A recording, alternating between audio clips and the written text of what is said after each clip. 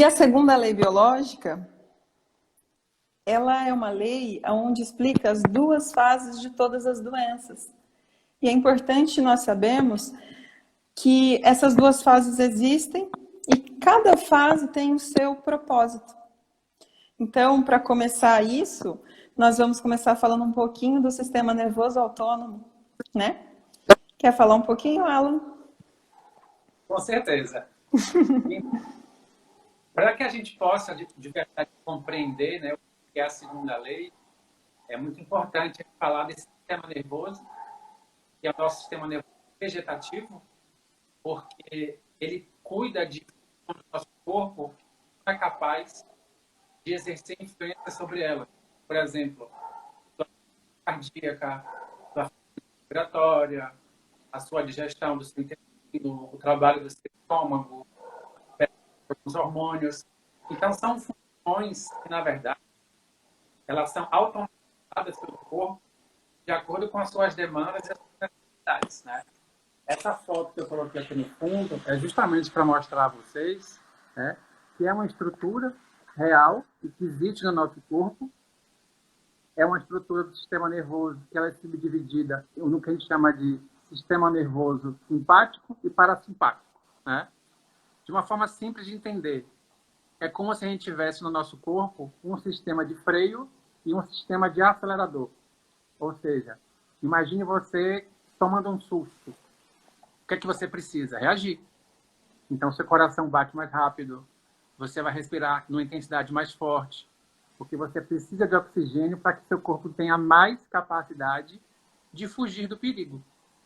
No momento que ele foge, ele entra numa atividade que a gente chama de freio, né? Então, ele volta a reequilibrar esse sistema que entrou em uma demanda de necessidade por conta de um fator que veio de fora, que é o que a gente, na primeira lei, chama de DHS, ou choque biológico, né? Então, é aquele susto, né? Aquele que pega a gente de repente. Imagine você está dentro de uma loja, né? de uma conveniência, sei lá o que for, de repente entra uma pessoa e te aborda. Aí você toma um susto, porque aquilo foi algo inesperado. De repente você recebe a ligação com a notícia ruim, você toma um susto, porque aquilo foi algo inesperado. Você, de repente, chega no seu trabalho, em cima de sua mesa tem uma carta de demissão. Você não estava esperando aquilo. Isso é um susto inesperado. Isso é o que a gente chama de choque biológico. Diferente seria, por exemplo, né? Só mais um exemplo, imagine que você perde uma pessoa, um ente querido seu, de uma forma inesperada, né? Então, esse seu sistema reacional, ele ativa. Diferente seria se você tem um parente que já tem um problema de saúde e você sabe como que o curso daquela doença dele não está favorável. Então, você já espera que, de alguma forma, ele faleça ou ele piore. Então, aquilo não vai ser algo assustador, porque o seu cérebro já previa que algo pior pudesse acontecer, né? E voltando só ao exemplo do trabalho, imagine que você está numa empresa que você não está gostando, não é uma coisa favorável, e você, de repente, é comunicado que você vai ser demitido. Mas, na verdade, você já sabia.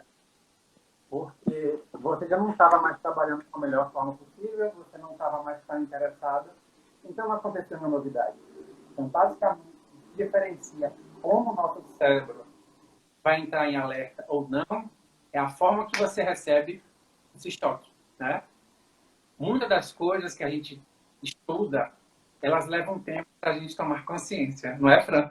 Uhum. E uma das principais coisas que a gente, eu vou falar por mim, recentemente tomei consciência, é de que forma que esse corpo da gente ele pode se manter ativado por um longo período. Por exemplo, você recebeu um comunicado que vai ser demitido de uma forma inesperada, ok, você sofre um choque. Só que você foi demitido, acabou a história. Mas como é que fica aqui? E meu emprego? Será que eu vou arrumar outro? E minha casa que eu preciso sustentar? As pessoas que estão debaixo da minha casa, vamos dizer assim, né? As pessoas que faz, eu sou responsável. Então, é uma tensão que fica constante, que você não percebe conscientemente, mas ela está aqui te preocupando, né? Um outro exemplo, por exemplo, vamos falar da tireoide. A gente costuma dizer que a tireoide é um órgão que ele é muito reacional com as nossas vontades de urgência, né? Muitas mulheres, elas entram, né, no hipotireoidismo, porque no fundo, se você buscar, você vai descobrir que para essas pessoas sempre existia internamente na memória delas uma vontade, um desejo, né? Algo que eu preciso buscar, ir em busca de, é o que a gente chama de um pedaço, né? Então eu preciso conquistar esse pedaço. Só que com o tempo passando e você não conquista esse objetivo, pode ser uma das estratégias biológicas, que é o que a gente chama de programa especial, de repente essa tireoide baixar os seus hormônios, porque o seu corpo entende que da forma que você está tentando, não está funcionando.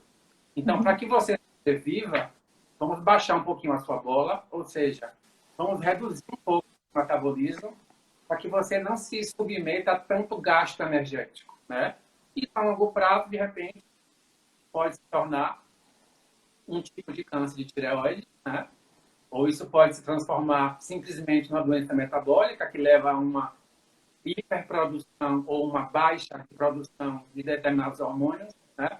Então é dessa forma que o sistema nervoso ele vai reagir.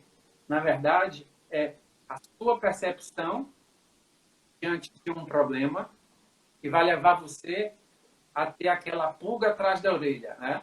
É o que vai, de certa forma, estar te diariamente, inconscientemente, colocando você sempre em alerta para algo. Então, o sistema nervoso autônomo da gente, na verdade, ele é um sistema reacional, né? O nosso cérebro identifica sempre aquilo que ele já vivenciou. E por essa identificação, todo esse esquema de como nós vamos reagir diante de uma situação, é como isso vai se manifestar. Em resumo, nosso sistema nervoso é igual ao computador.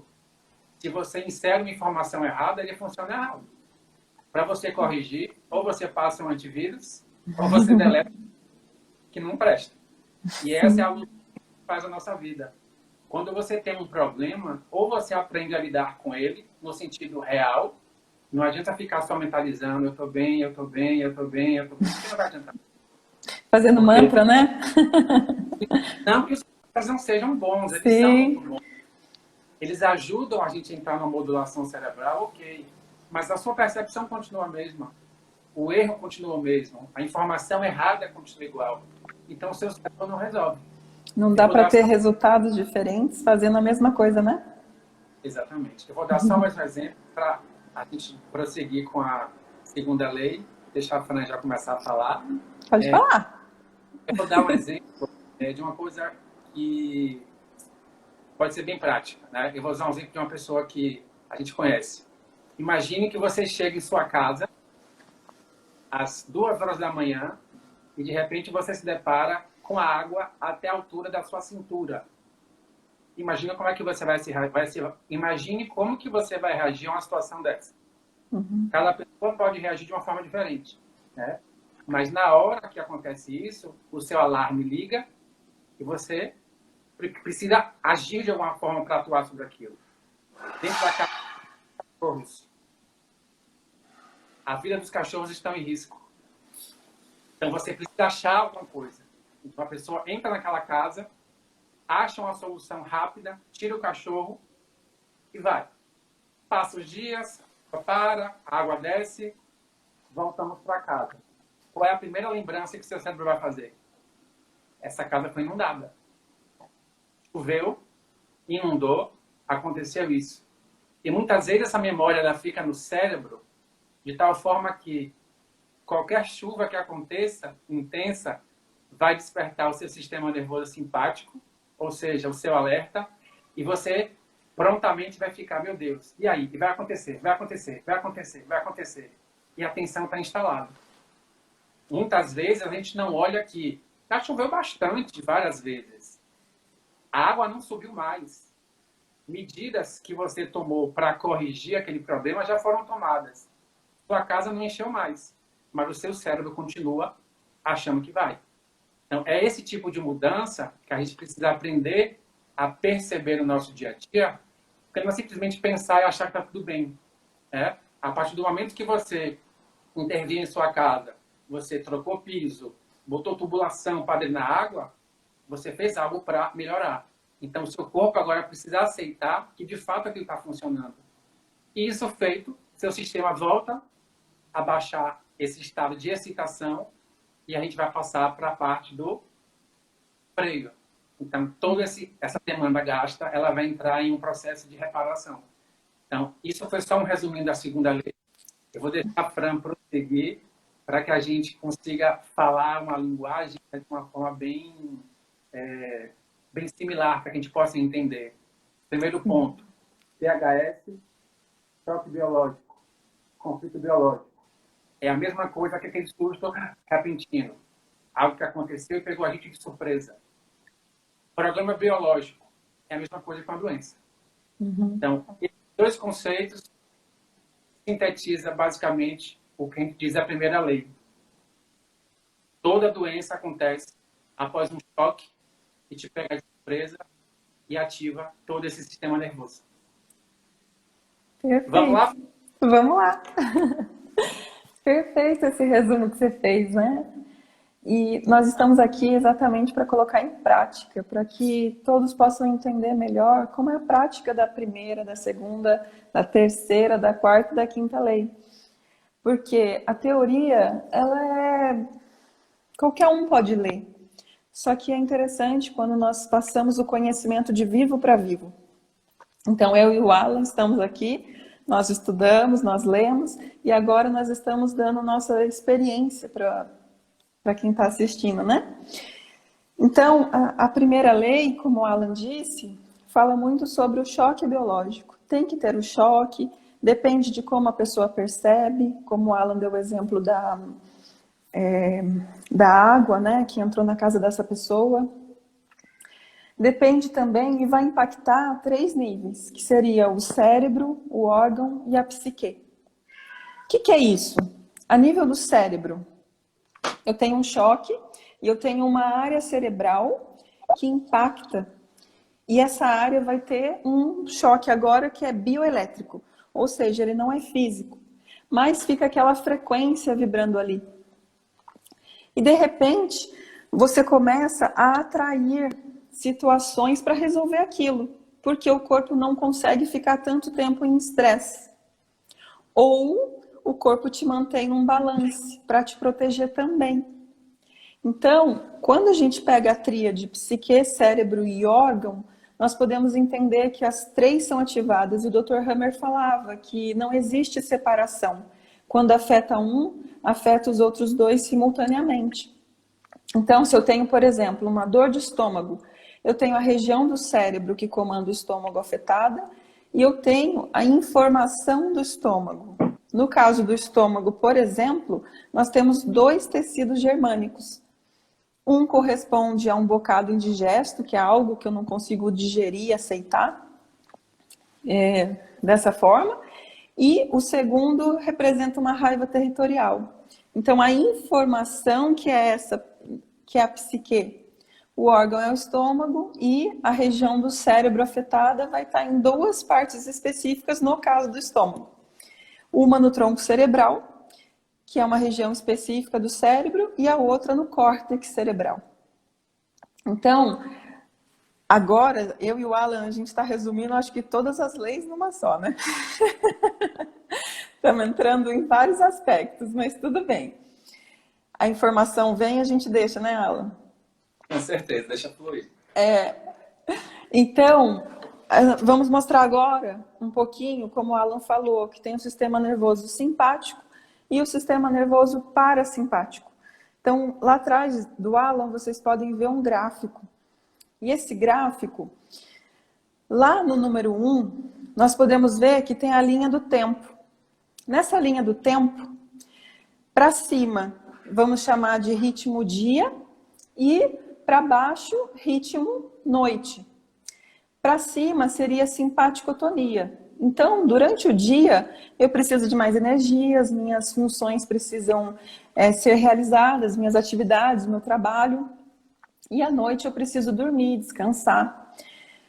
Então, se vocês puderem perceber, ali está escrito normotonia, que é quando de dia eu acordo normalmente, à noite eu durmo, e de repente tem um DHS ali, que, como falamos na primeira lei, se chama Dirk-Hammer Síndrome.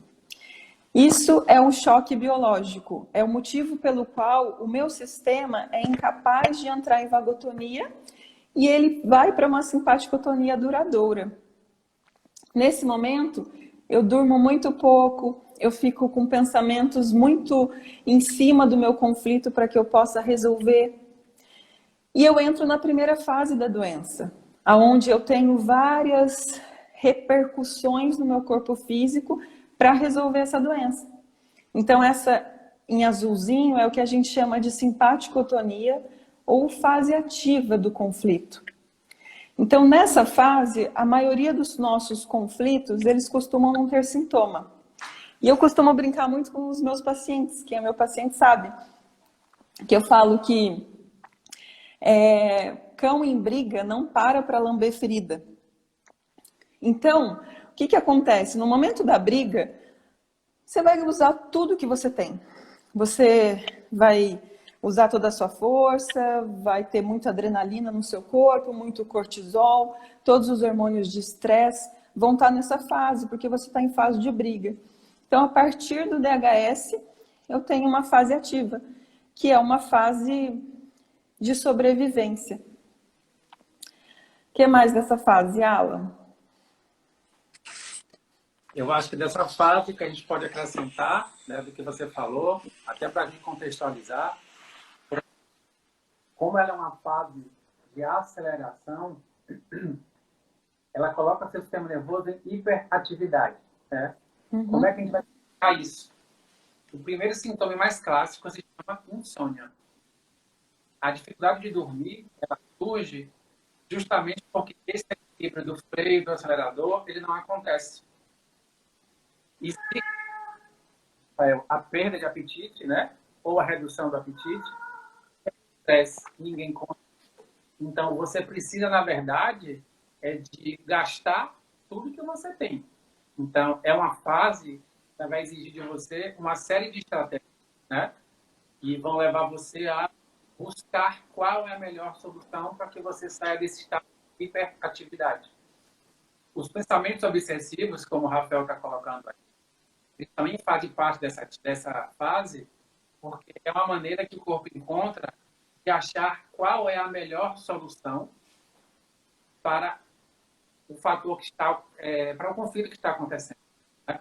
Então, ela é dita uma fase fria porque você tem, né, a construção dos vasos, todo o sangue da periferia, eles são direcionados para alguns mais importantes no momento do estresse, o coração, porque você precisa bombear sangue, o cérebro, porque você precisa oxigenar e processar a informação, os intestinos e a bexiga, elas entram também nesse conceito, como esvaziar.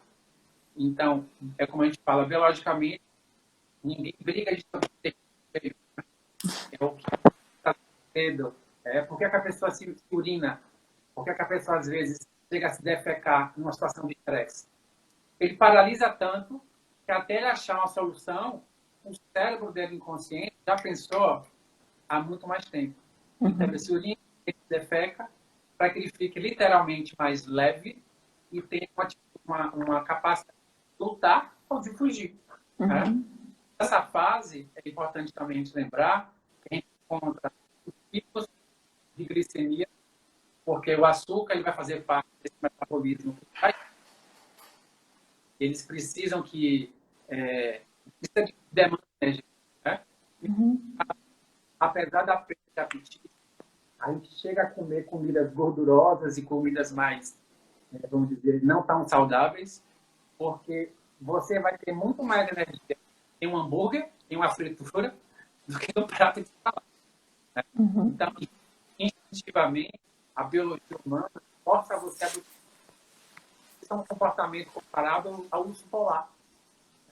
No momento que você está tendo a virada de tempo, de estação do ano, o urso instintivamente sabe que vai acontecer aquilo, então ele procura o alimento mais gorduroso, porque é um mecanismo de sobrevivência. Né? Esse estado de hiperatividade, a depender da intensidade do susto, vamos dizer assim, pode durar 1 minuto, com sintomas praticamente, né? Inclusive aqui, lá, pode durar horas, anos, né? Ou uma vida inteira. E aí que mostra que quanto mais longo é esse processo de estresse, mais ativo fica o seu sistema nervoso. E no momento que ele for passar por uma fase de, vamos dizer, de reparação, então agora é hora de relaxar. Você está com um problema grande, né? Vou dar essa uma pessoa que está em contato comigo hoje, né? Eu não costumo fazer consulta, porque de certa forma eu não acredito, mas uma conversa quanto ela me dava. Né? Então, uma pessoa que ela tem, hoje é sábado, ela tem, no sábado. Ela chega mais um pouquinho perto do celular, para o áudio cortar um pouquinho menos. Acho que começou a cortar de novo. Mas parece que quando você chega perto do celular, ele melhora. Melhorou agora?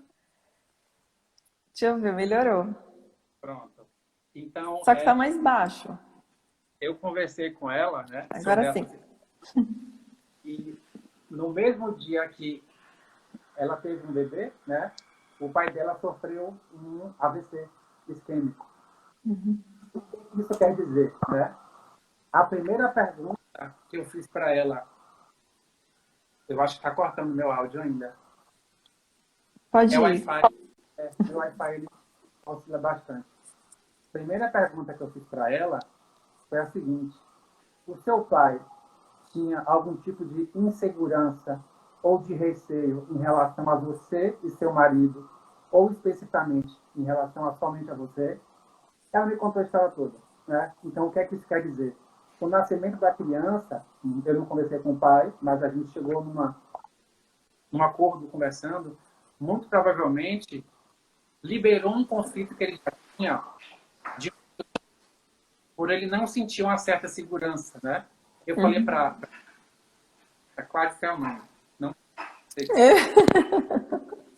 Então eu falei para ela, provavelmente ele liberou uma tensão antiga, muito mais preocupada com você vai construir uma família ou não, do que simplesmente ela vai ter um bebê. Isso é muito relativo. Então, a criança nasceu, a chave da atenção dele virou e ele entrou nessa fase, né? Como uma fase que durou muito tempo, o seu tratamento foi muito intenso, né? Poderia ter uma dor de cabeça, uma tontura, poderia ter sido só um desmaio, mas ele teve um AVC. Porque quando chegou nessa fase, que a gente vai explicar, essa fase em vermelho, a diferença foi tão discrepante que foi para provocar um... Né? Qual que é o nosso papel nesse momento? A medicina vai fazer com que curou. Não vai acontecer. Sim. Mas a partir do momento que você entende como o sintoma vai acontecer ou como as coisas vão transcorrer, eu tenho condições de dar um auxílio para ela e para o pai do que vai acontecer. Qual o tratamento? Terapia, com certeza. Mas ajudar ele a passar dessa fase sem medo, com a segurança, com o apoio, vai ser a melhor. Vou deixar você continuar. Cortando. Bom, como a gente estava falando, então, pela fase ativa,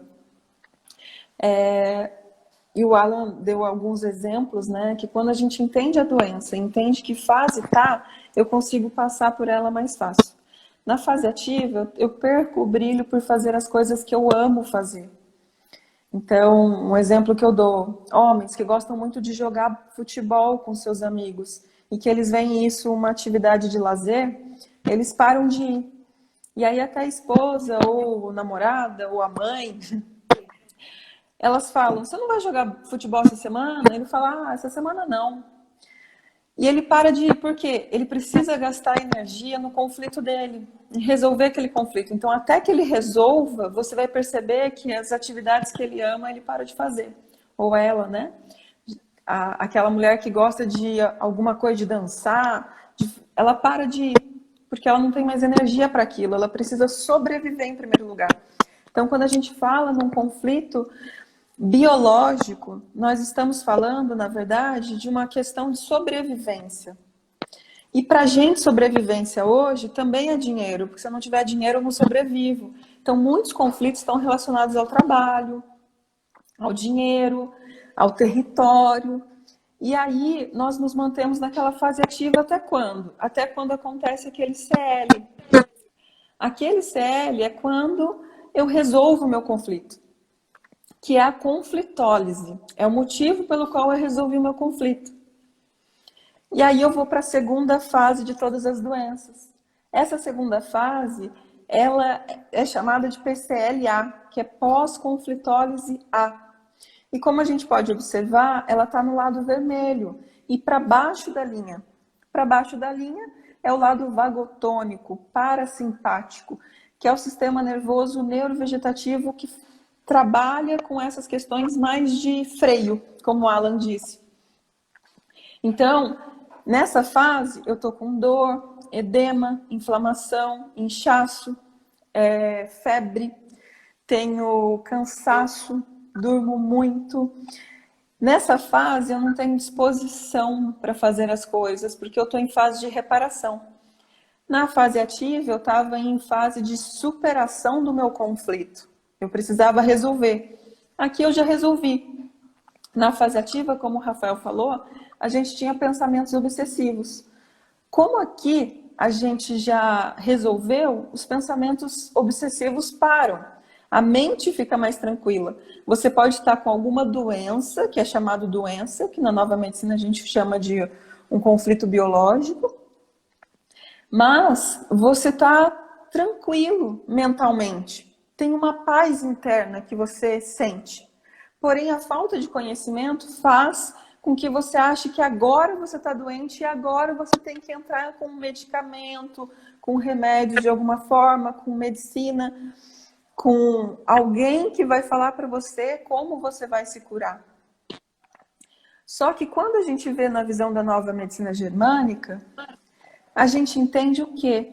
Que essa é uma fase muito bonita, onde o seu corpo está tendo a oportunidade de se curar, a oportunidade de reparar tudo o que aconteceu naquela fase de estresse.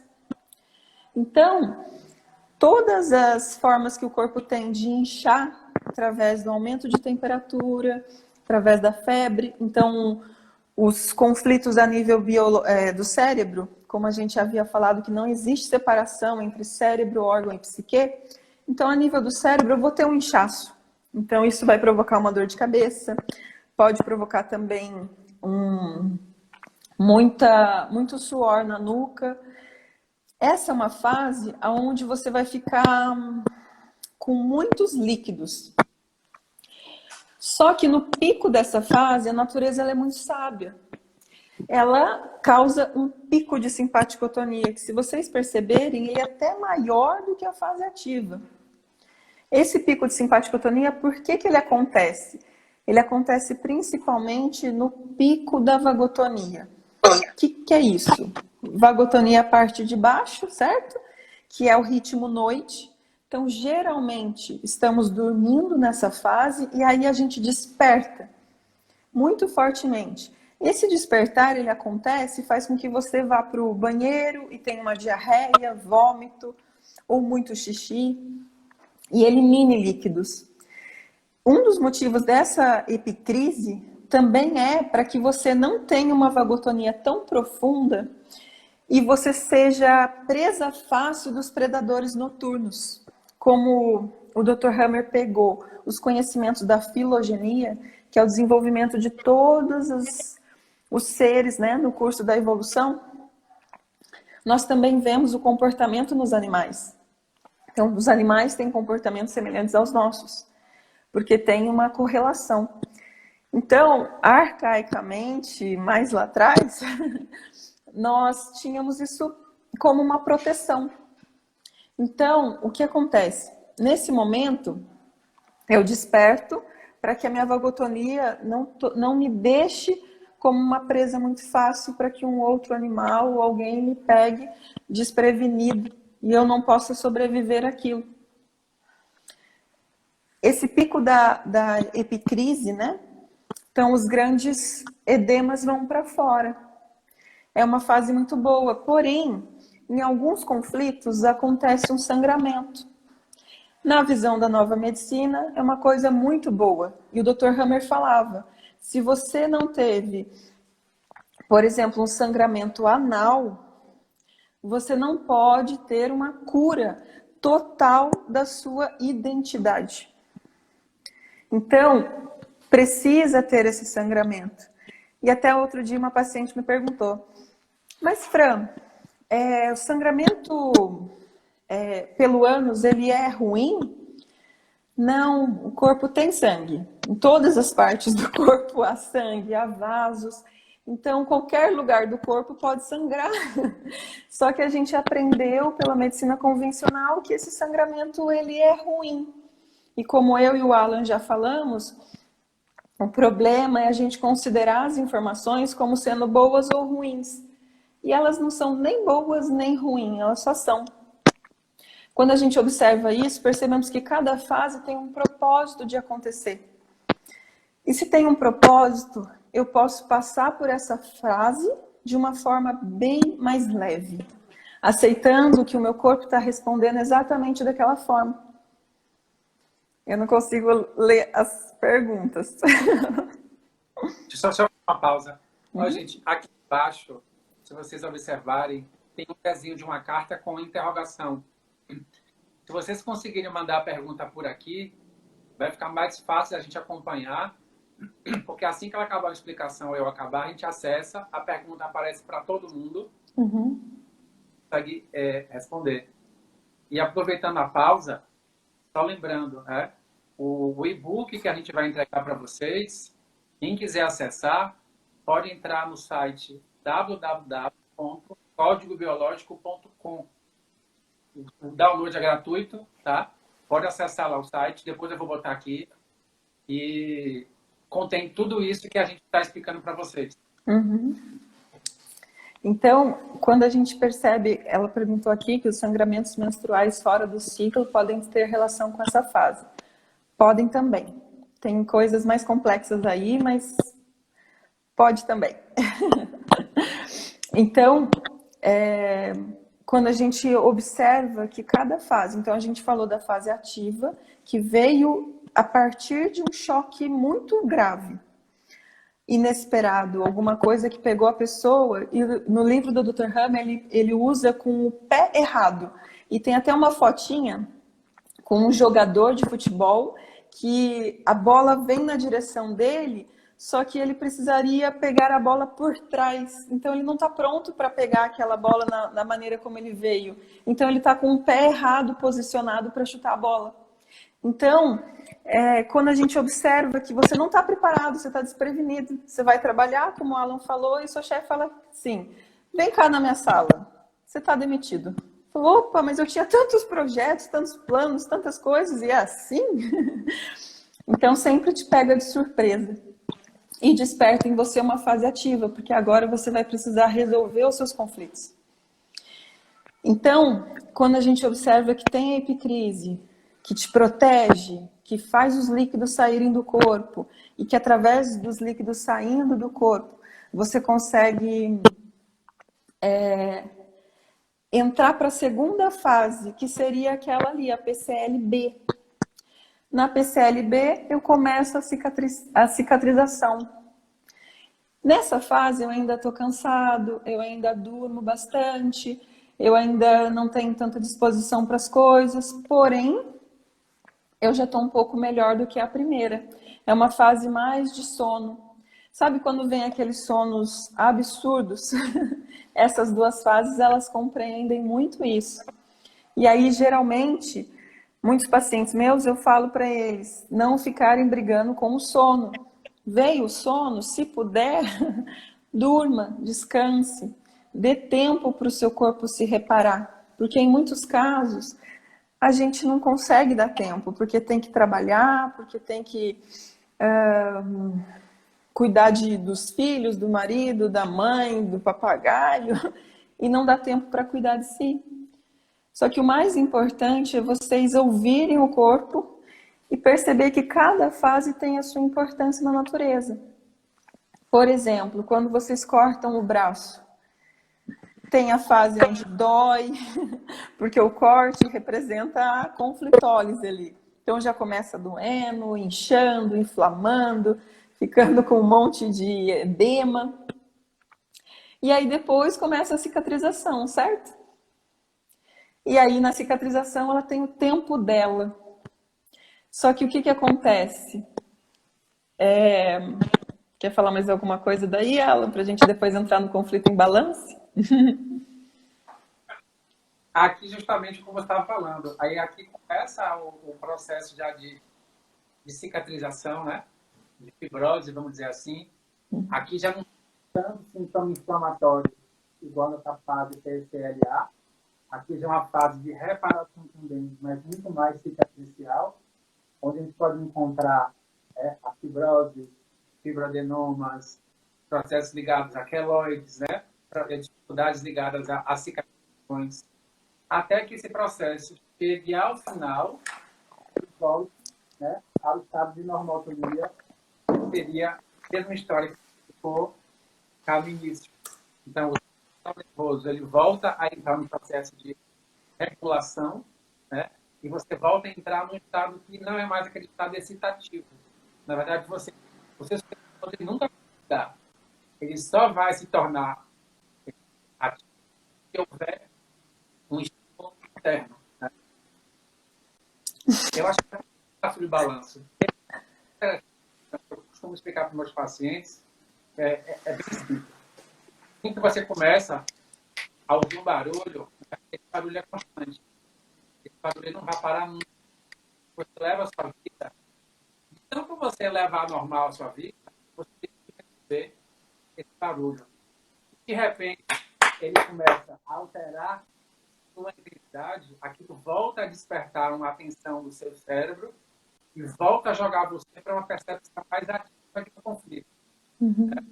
Às vezes, o conflito está assim, ó, baixo, mas o seu cérebro percebe, você não percebe. Né? O nosso cérebro percebe a partir do olho, porque é a informação visual que integra no cérebro todo esse somatório, né, de cruzamento de informações, tudo aquilo que a gente escuta e que a gente pareja, né? Então, são informações que são capazes de ativar esse nervoso, tanto pelo lado simpático quanto pelo parasimpático. Ufa, finalmente acontece mesmo, segurando, tá? Entendeu? Ele foi embora. Tem muita gente falando da questão de brigar com o sono, né? É bem.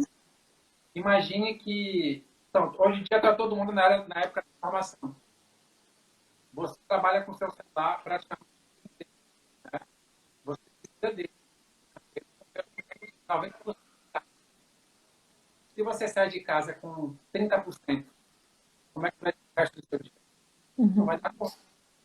Aí das duas, uma. Ou você capota, literalmente, porque o corpo não vai deixar você. Meu áudio voltou a cortar.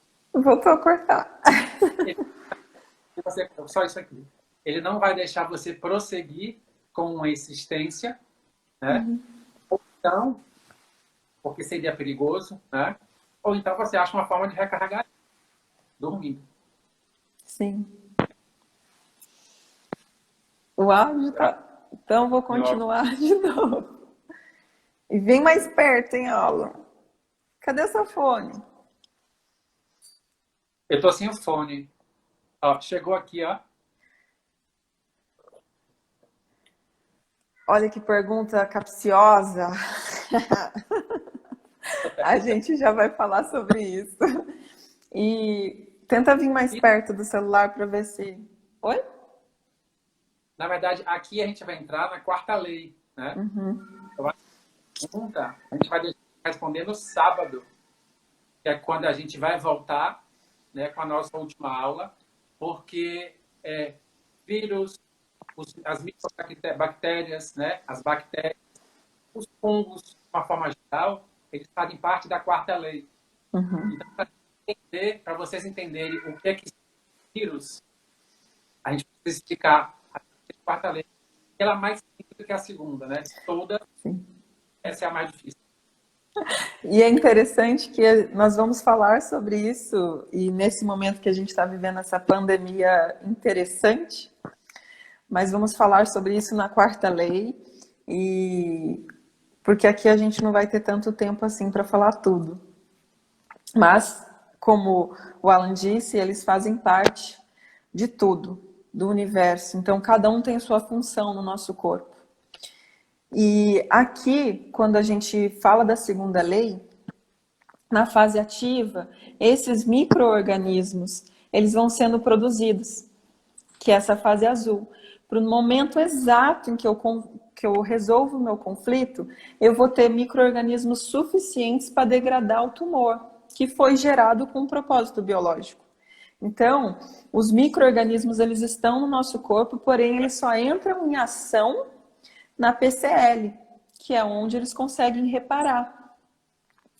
Nesse momento, eu observo que eu preciso das bactérias, dos fungos.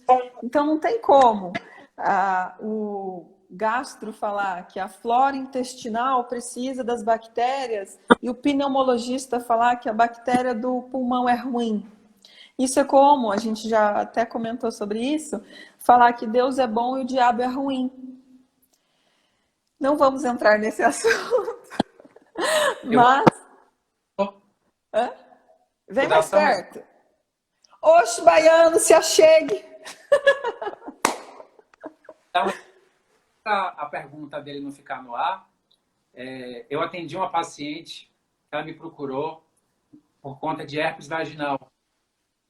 Ela já vinha fazendo tratamento medicamentoso com os retrovirais, os antivirais, há praticamente 6 meses, né?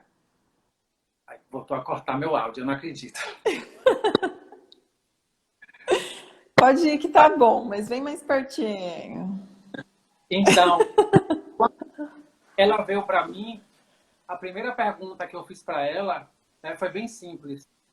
Como é que você se sente durante o ato sexual com o parceiro? Prontamente ela me respondeu: eu me sinto estranha. Só que estranha pra gente não é suficiente. Aí eu, estranha como? Né? De tanto apertar, ela me disse uma palavra que pra gente é surpreendente. Ela falou suja. Né? E deu uma nuance, perguntar para ela se ela já sofreu algum tipo de agressão sexual ou se ela já se sentiu alguma vez forçada a fazer alguma coisa que ela não quis no ato sexual. Então, em relação à vagina, nós temos tecidos endodérmicos e ectodérmicos, né? E já está adiantando. O ectodérmico é que vai produzir, na verdade, os... Né? Então, na verdade, a reação que acontece ou com uma candidíase, que seria uma infecção bacteriana, né? Ou com uma infecção ligada a um herpes, nada mais é do que a reação daquele tecido.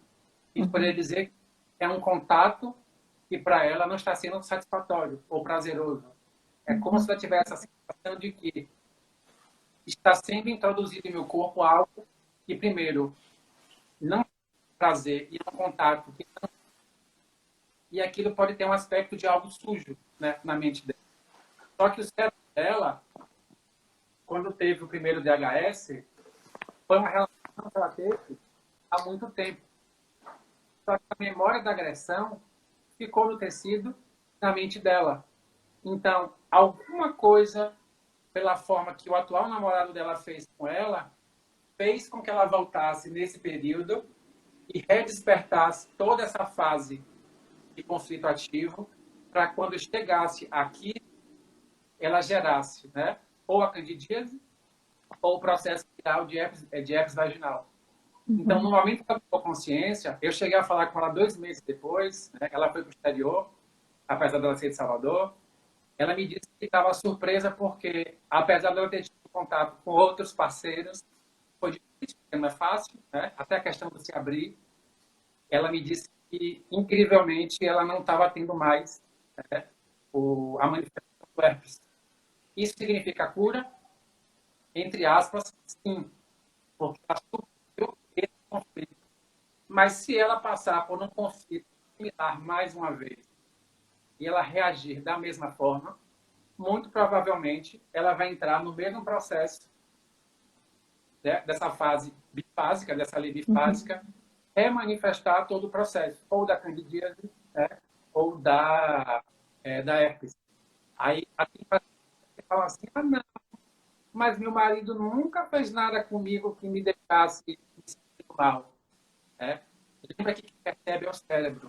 Se você parar para pensar, eu tenho certeza que em algum momento você não estava afim, houve uma forçação de barra para ter uma relação sexual, você meio que cedeu, ou tipo, ah, vai logo, bora, para se livrar daquela situação, ou de repente logo outro propósito. Não, se eu não transar com meu marido, de repente ele vai me trocar por outro. Então, você meio que cede contra a sua vontade.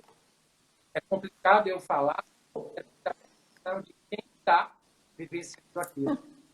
Então, eu estou dando esse exemplo até para essa fase, a gente possa trazer para vocês também o entendimento de como a gente entende.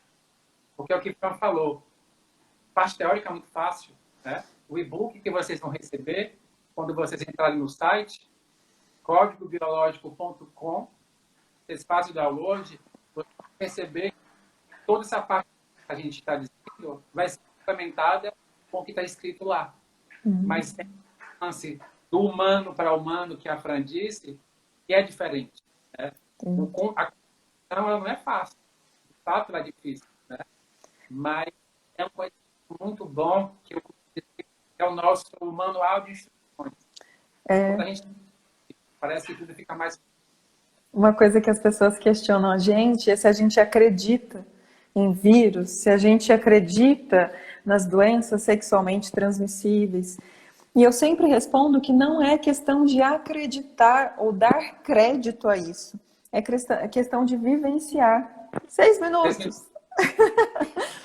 Então, quando a gente consegue entender o que o Alan disse, que ele entendeu o que a paciente dele sentia, e a partir disso ele aplicou a segunda lei biológica, entendeu que fase ela estava e como ele poderia auxiliar ela a passar por isso, isso é sensacional, né?